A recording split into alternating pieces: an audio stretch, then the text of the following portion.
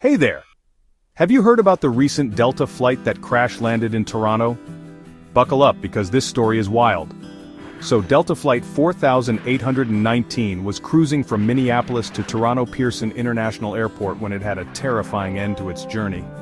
The plane, a CRJ-900, crash-landed and flipped upside down on the runway. Can you imagine that? There were 76 passengers and 4 crew members on board.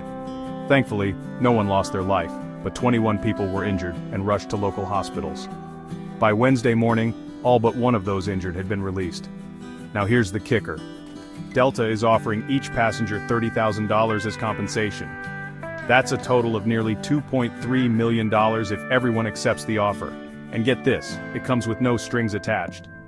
Pretty generous, right?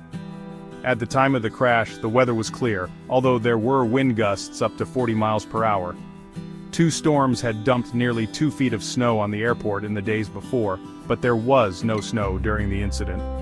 The cause of the crash is still under investigation by the Transportation Safety Board of Canada, with help from the U.S. National Transportation Safety Board. Imagine being on that plane as it burst into flames and flipped over. Passengers were left dangling from their seatbelts, trapped in a scene straight out of a nightmare. What a terrifying experience.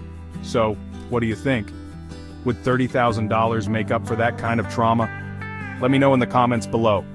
And don't forget to like and subscribe for more updates on this story and other breaking news. Until next time, stay safe out there.